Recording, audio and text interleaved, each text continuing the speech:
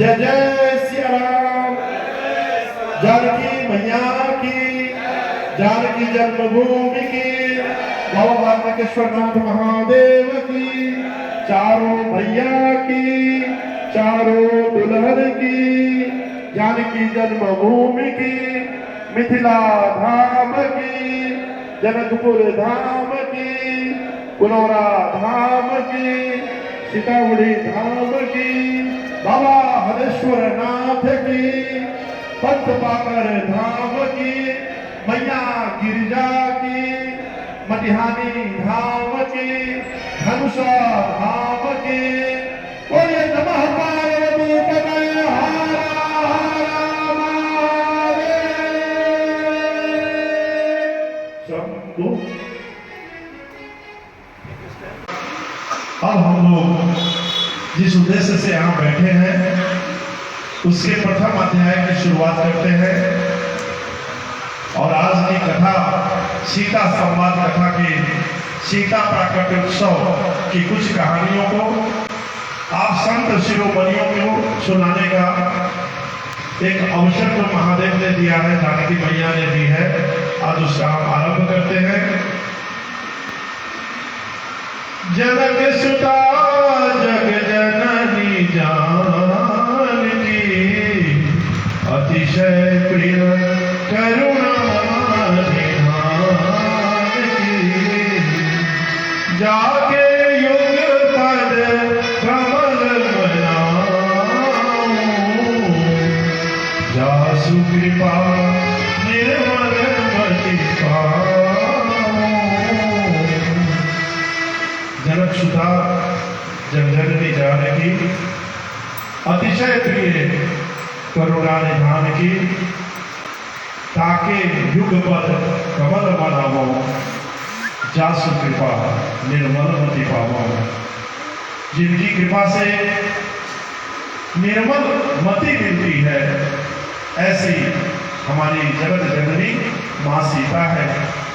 और आज उनकी कृपा से बाबा बालकेश्वरनाथ महादेव के इस दरबार में श्री हरि कथा योजना के व्यास कथाकारों के बीच सीता संवाद आध्यात्मिक एवं साहित्यिक यात्रा सीता प्राकट्य उत्सव एक दिवसीय कार्यक्रम का शुभारंभ किया जा रहा है। महादेव के श्री चरणों में प्रणाम करते हुए, मिथिला के राजा जनक जी को प्रणाम करते हुए, मर्यादा पुरुषोत्तम प्रभु श्री राम के चरणों में प्रणाम निवेदित करते हुए, जगत जननी माता जानकी जी को स्मरण करते हुए आज की सीता संवाद कथा का शुभारंभ होता है। आप सब जानते हैं कि ये मिथि महाराज का मिथिला क्षेत्र जो सब दिनों से धन धान्य संपन्न था, मणि माणिक्य और संपदा का यह ढेर, धन्य धान से पूरा यह मिथिला क्षेत्र काफी खुशी और आनंद के साथ जी रहा था। वर्षों से इस क्षेत्र में अन्न उत्पादन और यहाँ के समरस समाज, यहाँ का जो डोम जिसे कहते हैं, वो भी राजा के जैसे रहते थे। बाराती को पता ही नहीं चला कि यह किस जाति का घर है। ऐसे में समरस समाज की कल्पना को राजा जनक जी पूरा करते थे, लेकिन विधि का विधान कुछ और था। मिथिला में सब कुछ होते हुए भी यहाँ के राजा को किसी कारण से 14 वर्षों तक अकाल का सामना करना पड़ा। इसकी कहानी संक्षिप्त है।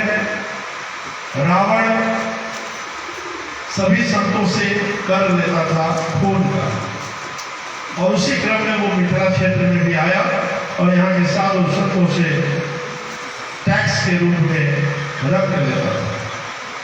पुण्य ऋषि आश्रम क्षेत्र में महर्षि पुत्र के समीप गया। महर्षि पुत्र ने कहा कि रक्त देने आए हो, रक्त तो देंगे, लेकिन इसका खमियाजा तुम्ही को भोगना पड़ेगा, और जहाँ ले जाओगे वहाँ अकाल पड़ जाएगा। यहाँ से रक्त लेकर के जब रावण का दूत लंका गया तो रावण के दूत ने कहा कि प्रभु, हम मिथिला गए थे वहां के संत ने ऐसा दुर्वचन कहा है, श्राप दिया, कहा अभी रात रात जाओ और जहां कहे हैं वहीं बिठाना रख देना। तो चुप्पे से आया और वहीं बिठाना रख दिया। अकाल तो पड़ना था, पड़ गया। अब अकाल पड़ गया तो अकाल मिटे कैसे, इसकी चिंता हुआ। और पूरे मिथिला में जो पानी के बिना कितना दिन हम लोग रह सकते हैं, जल के बिना भोजन हो और जल नहीं हो, क्या कीजिएगा। गाय को भी पालने के लिए, गौपालन के लिए भी जल की आवश्यकता है, और भोजन के उपरांत भी जल की आवश्यकता है, और बाकी चीजों के लिए भी जल की आवश्यकता है। तो जल ही नहीं है तो इस सृष्टि को बिल्कुल ही धूल धक्का से पड़ी हुई हो गई। ऐसे में उनके कुल गुरु थे सदानंद जी महाराज, और सदानंद महाराज जी ने राजा जनक जी से कहा कि महाराज एक ऐसी उक्ति है कि मिथिला का अकाल गिर सकता है। और उन्होंने कहा कि इसके लिए राजा को हल चलाना पड़ेगा, और आप तो राजा हैं, या आपके लायक काम तो नहीं है। तो राजा जनक जी ने जो जवाब दिया वो बहुत ही सुंदर जवाब दिया। उन्होंने कहा कि प्रजा की भलाई करना राजा का काम है, यदि मेरे हल चलाने से अकाल मिट जाएगा तो आप शुभ समय निकालिए और हम हल चलाएंगे। महादेव के अनन्य भक्त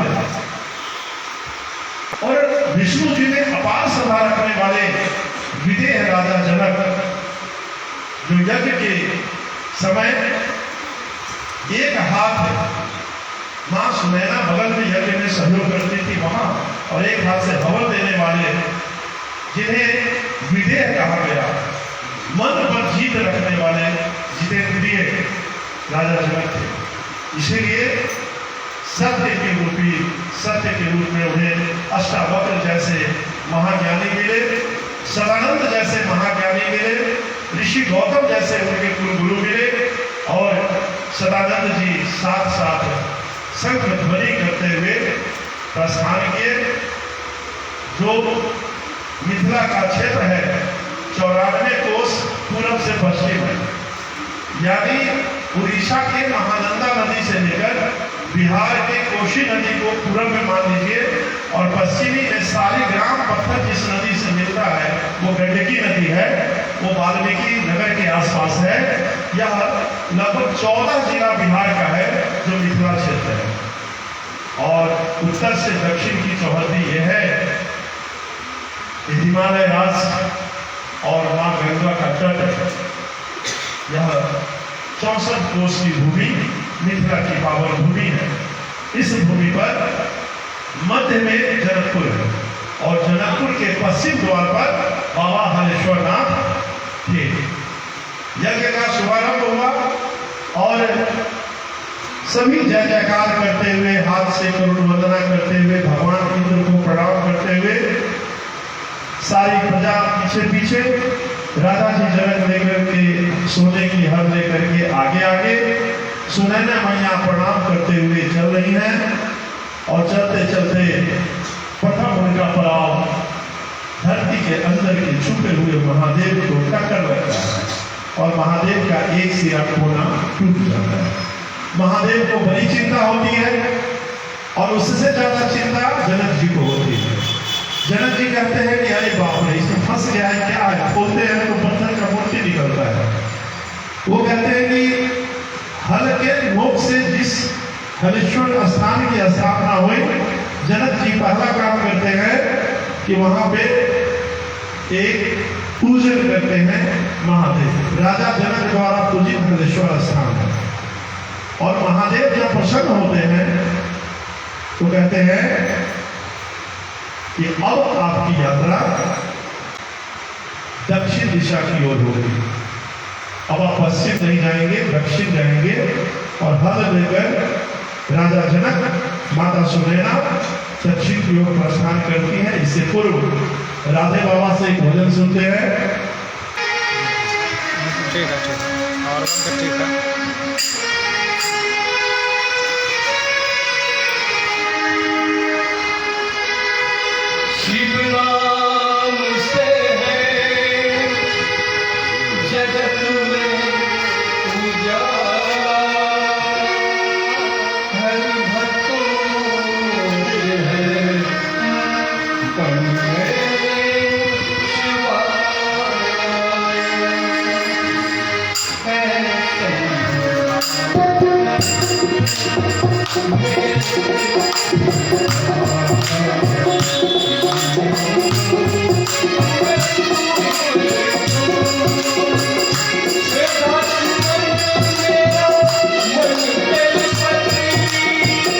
जीवन भी अर्पण कर दो।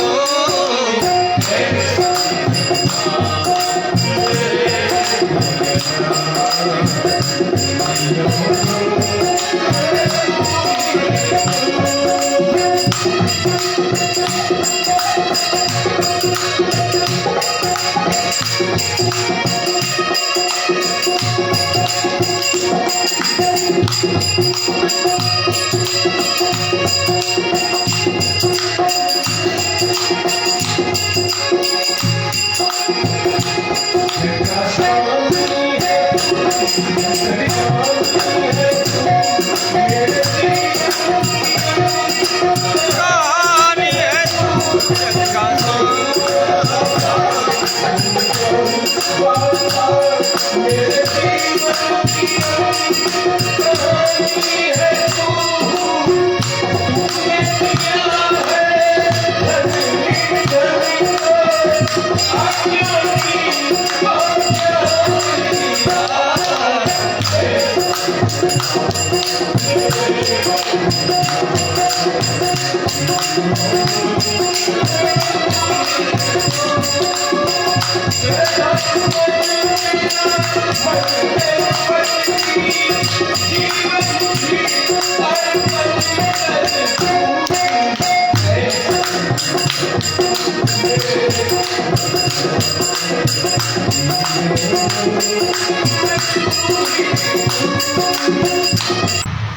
राधे बाबा मेरे ऐसे बाबा हैं, जब एकल अभियान के साथ भी रहते थे तो इनके गीतों का मैं गायक हूँ। मुझे ये घायल करते हैं। संगीत में आनंद और आनंद में भक्ति में सभी लोग झूम उठे, ऐसा गीत होना चाहिए। तो एक बार जय सिया राम से बाबा का हम अभिनंदन कर ले। जय जय सिया राम।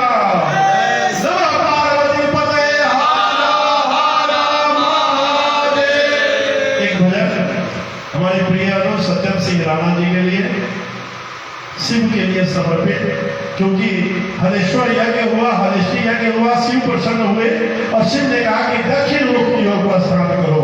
तो प्रस्थान करने से पहले शिव का एक भजन भाई सत्यम सिंह राणा जी की ओर से। सत्यम भाई चलियो हमरो अपना नगरी, हो अपने नगरी झारखंड डगरी, हो अपने नगरी झारखंड डगरी।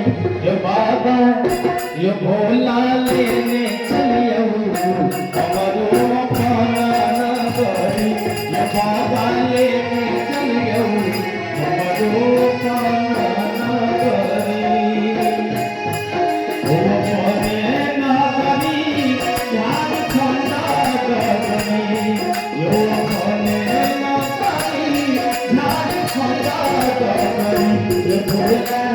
ये बाबा ये पानी लेने चलियो हमरो अपना नगरी, ये बाबा लेने चलियो हमरो अपना नगरी।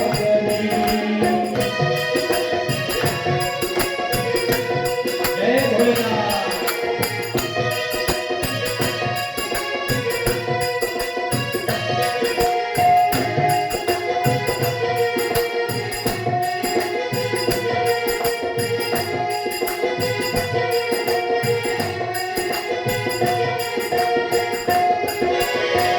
अंगना महारघु दादा तुअरी महारघ,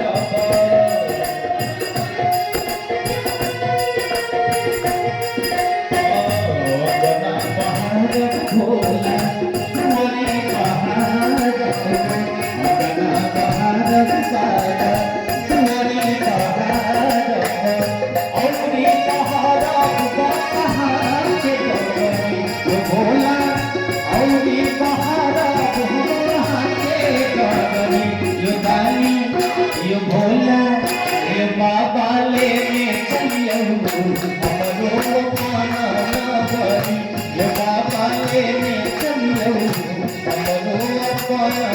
करी। तो इस प्रकार बाबा हरेश्वर नाथ में पूजन करने के पश्चात राजा जनक जी, माता सुनैना जी, गुरु सदानंद जी,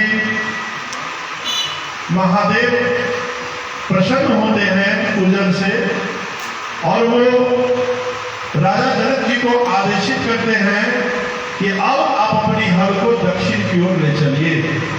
पश्चिम की ओर बहुत चल चुके हैं, अब हल को दक्षिण की ओर ले चलिए।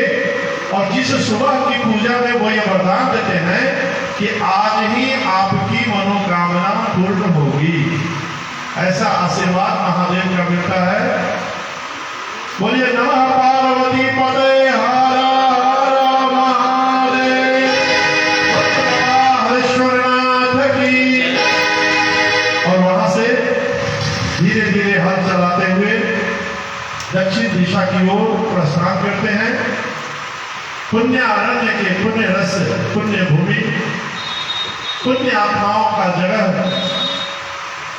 जिस स्थल के कुलाधिपति ब्रह्मा जी के पुत्र महर्षि पुंडरीक हैं, महर्षि पुंडरीक वहां तपस्या करते रहते हैं। चारों तरफ अकाल है, लेकिन वहां की जो उनकी तप भूमि है, तुलसी वहां की हरी भरी है और पूजन कार्य चलता है। और चूंकि ब्रह्मा का वरदान है, इसलिए वह पुण्यरस, पुण्य भूमि, पुण्यात्मा की भूमि है।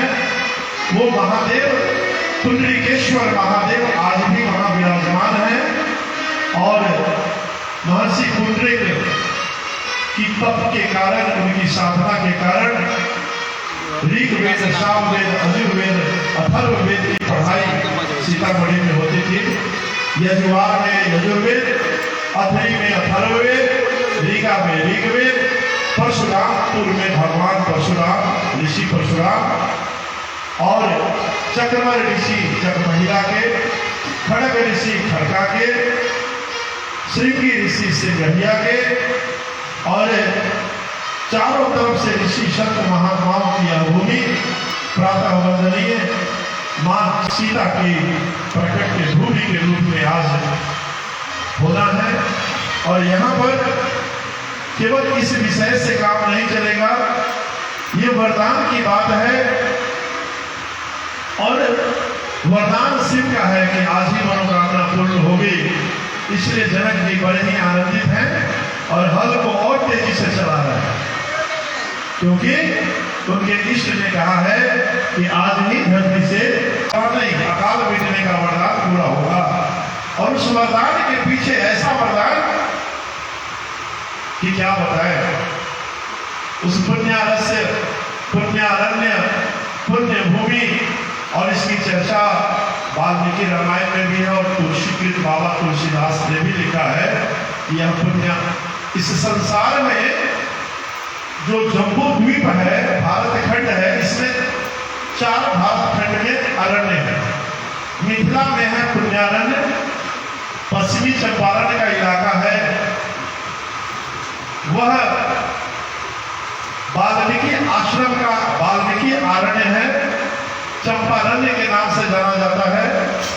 और जहाँ पे नैमिषारण्य कहते हैं, उत्तर प्रदेश का बॉर्डर खत्म होता है, मध्य प्रदेश का बॉर्डर शुरू होता है। उत्तर प्रदेश के मध्य से ही प्रयागराज के बाद का जो इलाका है, सीतापुर होते हुए मध्य प्रदेश, छत्तीसगढ़ का इलाका और रामेश्वरम तक का इलाका जो है, उसमें 2 अरण्य है। एक नैमिषारण्य है, जहाँ महर्षि अगस्त्य ऋषि और भी ऋषि रहते थे, और उसके बाद दंडका अरण्य है, जहाँ पर राम जी ने दंड देने का काम किया, बलि का वध किया। तो मिथिला की भूमि भक्ति भूमि है, पुण्य भूमि है, पुण्य रस की भूमि है। और इस भूमि पर शिव के वरदान के अनुकूल मां सीता के जन्म की कहानी है, प्राकट्य की कहानी है। संतों के अलग अलग विचार हैं, भटकाव नहीं होना चाहिए। जो संत जो अनुभव किए कहे, उसमें कोई मन में भेद नहीं पैदा करना चाहिए। यदि कोई कहते हैं, हम मिथिलावासी कहते हैं कि राजा जनक जी ने हल चलाते हुए हल के सीट से, यानी जो लोहा का लगा हुआ अगला सोने का हल था, तो स्वाभाविक है भाई सोने की हल से मिट्टी जो दोनों तरफ कट जाता है, तो जिस नोकी से मिट्टी कटता है दो तरफ, वो अग्रभाग काटने वाला भाग सीध कहलाता है। और जब वो किसी भी सामान में फंस जाता है, फूट जिसको बोलते हैं, फूट में पेड़ के फूट में भी फंस जाए, कहीं भी फंस जाए, तो सारे हल चलाने वाले की चिंता बढ़ जाती है, ताकत लगा रहे हैं फिर भी वो हिलेगा। तो सुनैना कहती है कि लगता है कि इसमें कुछ है,